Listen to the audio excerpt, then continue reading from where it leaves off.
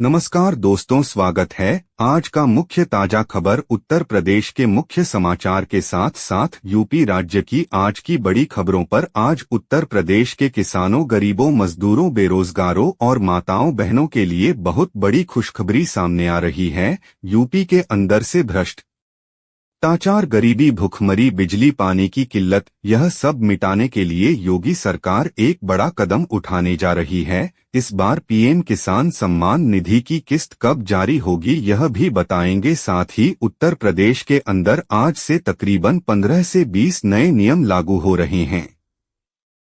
साथ ही petrol, diesel, सोना और चांदी के राजा भाव क्या है, इसकी जानकारी भी आपको देंगे। आज के मौसम समाचार पर भी चर्चा करेंगे। साथ ही यूपी की आज की तमाम बड़ी घोषणाओं और बड़ी खबरों के बारे में विस्तार से जानेंगे। अगर आप उत्तर प्रदेश के रहने वाले हैं तो हमारे इस चैनल को सब्सक्राइब जरूर कीजिए ताकि आपको यूपी की तमाम बड़ी खबरें सबसे पहले देखने को मिले। और इसी के साथ आपको सरकार की तरफ से जिन जिन योजनाओं का लाभ मिल रहा है उन सभी योजनाओं से आपको बाहर निकाल दिया जाएगा, यानी कि आपको किसी भी योजना का लाभ नहीं मिलेगा। इन सब से अगर आपको बचना है तो इन नियमों को जानना जरूरी है। तो यह नियम क्या हैं, आप पर लागू होंगे या नहीं होंगे, यह जानने के लिए आपको यह वीडियो पूरा देखना होगा। सारे आमों की जानकारी एक एक करके विस्तार से हम बताएंगे, तो आप वीडियो में अंत तक बने रहिएगा। आपके फायदे की सारी खबरें आपको विस्तार पूर्ण जानने को मिलने वाली है।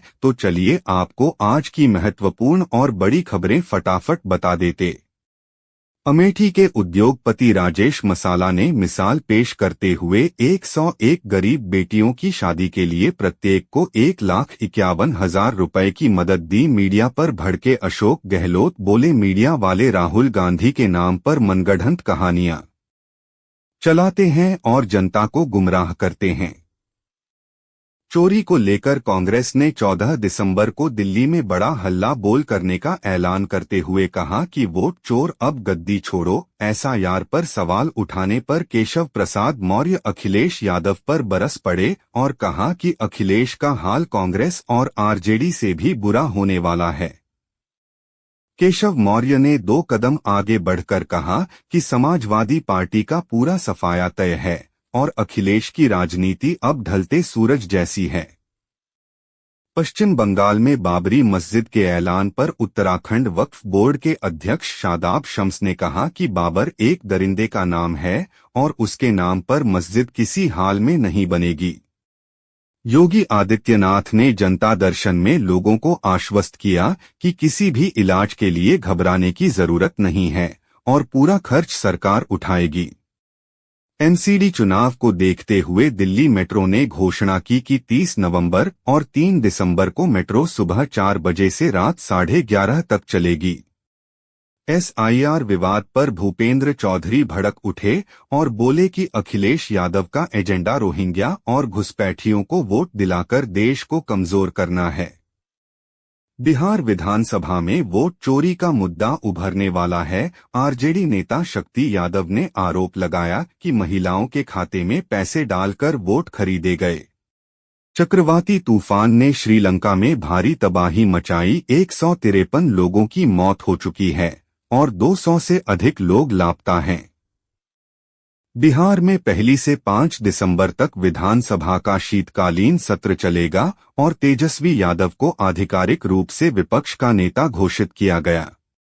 बिहार के डिप्टी सीएम विजय सिन्हा के जुलूस में हर्ष फायरिंग हुई, जिस पर आरजेडी ने आरोप लगाया कि सरकार अपराधियों को खुली छूट दे रही है। अपना दल का आबादी की राष्ट्रीय अध्यक्ष पल्लवी पटेल ने एसआईआर प्रक्रिया का विरोध करते हुए कहा कि वह फॉर्म भरने से इनकार करती है।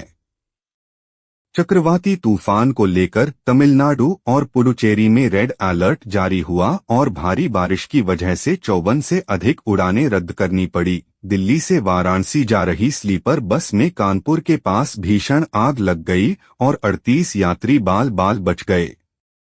तेलंगाना में पिछड़े वर्ग के आरक्षण पर सियासत गर्म गई और बीजेपी ने हैदराबाद में मुख्यमंत्री का पुतला फूंका, जिससे कई नेता गिरफ्तार हुए। तमिलनाडु में किराए के मकान में लड़कियां खरीदकर सेक्स रैकेट चलाने वाले मोहम्मद आसिफ नवाज को पुलिस ने गिरफ्तार कर लिया। पाकिस्तान के गवाह शिक्षा मंत्री ने विवादित बयान दिया कि कश्मीर से लेकर राजस्थान, गुजरात और हरियाणा तक पाकिस्तान का हिस्सा है। इमरान खान की हालत को लेकर पाकिस्तान में हड़कंप मचा है और उनकी बहनों ने कहा कि अगर इमरान को कुछ हुआ तो मुनीर नहीं बचेगा।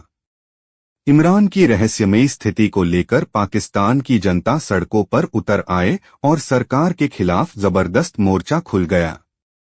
एआईएमआईएम के विधायक माजिद हुसैन के विवादित बयान से माहौल गरमाया कि जब हमारी बारी आएगी तो गलियां भी कम पड़ जाएंगे। दिल्ली में बढ़ते प्रदूषण पर किरण बेदी ने प्रधानमंत्री मोदी से व्यक्तिगत हस्तक्षेप की गुहार लगाई ताकि हालात सुधर सके। राज्यसभा में जय हिंद और वंदे मातरम के नारे रोकने की सलाह पर पप्पू यादव भड़क उठे और कहा कि ऐसा रोकना किसी का हक नहीं है। यूक्रेन ने समंदर में रूस के युद्धपोत पर बड़ा हमला किया और रूसी जहाज लपटों में घिरकर पूरी तरह जल उठा। राज्यसभा में शिष्टाचार के बहाने देशभक्ति नारों पर रोक की सलाह दी गई तो विपक्ष ने इसे आवाज दबाने की कोशिश बताया। पाकिस्तान में संविधान बदलने के बाद असीम मुनीर के पास सुरक्षा कवच तैयार है और कहा जा रहा है कि इमरान की मौत होने पर भी उन पर कोई कार्रवाई नहीं होगी। मौलाना महमूद मदनी की सुप्रीम कोर्ट पर टिप्पणी से देश भर में विरोध तेज हो गया और कई संगठनों ने उन पर कार्रवाई की मांग की। शर्मा मोहम्मद ने मदनी को चेतावनी देते हुए कहा कि इस्लाम का गलत पाठ पढ़ाना बंद करें और लोगों को भड़काना छोड़े। मौलाना मदनी ने पलटवार किया कि मुसलमानों को बार बार निशाना बनाया जा रहा है और जुल्म होगा तो जिहाद भी होगा। विहिप ने कहा कि महमूद मदनी मुस्लिम युवाओं को भड़का रहे हैं और तत्काल गिरफ्तारी होनी चाहिए। शहाबुद्दीन रिजवी ने कहा कि करोड़ों मुसलमान सुप्रीम कोर्ट पर भरोसा करते हैं और मदनी जैसे लोग माहौल बिगाड़ रहे हैं।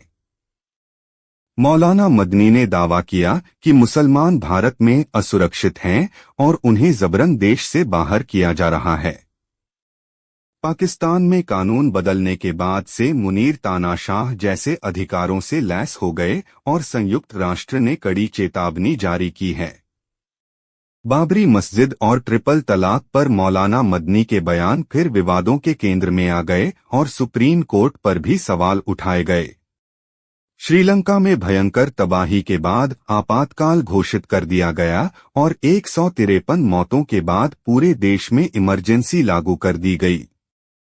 वंदे मातरम पर टिप्पणी करते हुए मौलाना मदनी ने कहा कि जिंदा कौमें मुकाबला करती हैं और मुद्दा कौमें वंदे मातरम पढ़ती हैं। भारत ने श्रीलंका को 12 टन राहत सामग्री भेजकर अपना मानवीय कर्तव्य निभाया। 4 दिसंबर को रूस के राष्ट्रपति पुतिन भारत आएंगे और कई बड़े समझौतों पर हस्ताक्षर होंगे जिससे अमेरिका नाराज हो सकता है। हज यात्रा में बड़ा बदलाव करने की तैयारी है और कम आय वाले लोगों को भारी राहत मिल सकती है। इमरान खान की मौत को लेकर उठ रहे सवालों के बीच उनकी बहनों ने शहबाज और मुनीर को साफ चेतावनी दी कि इमरान को कुछ हुआ तो कोई सेनेटर नहीं बचेगा। भारत ने ऑक्सफोर्ड यूनियन में पाकिस्तान के झूठ की पोल खोलकर उसकी अंतर्राष्ट्रीय स्तर पर किरकिरी करा दी। डोनाल्ड ट्रंप ने साउथ अफ्रीका को चोट पहुंचाते हुए अगले G20 सम्मेलन का निमंत्रण और सब्सिडी रोकने का फैसला किया। गोवा के पाजी में दुनिया की सबसे ऊंची भगवान राम की मूर्ति स्थापित की गई और प्रधानमंत्री मोदी ने उसका भव्य अनावरण किया। इजराइल ने सीरिया पर बड़ा हवाई हमला किया जिसमें 13 लोगों की मौत हुई और 25 से अधिक घायल हुए। नेपाल ने अपने 100 रुपए के नोट पर भारत के 3 इलाकों की तस्वीर छाप दी और भारत ने इसे कड़ी चेतावनी के साथ वापस लेने को कहा।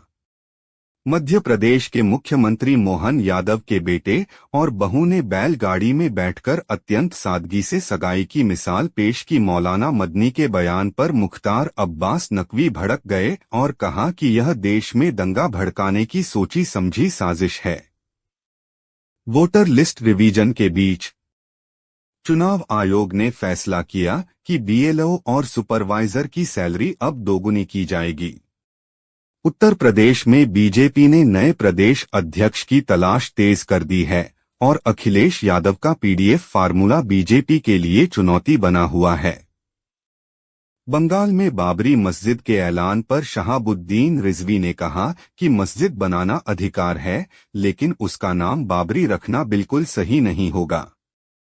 इमरान खान की मौत पर उठ रहे सवालों के बीच शशि थरूर ने कहा कि अभी तक किसी ने इमरान के जिंदा होने का सबूत नहीं दिया।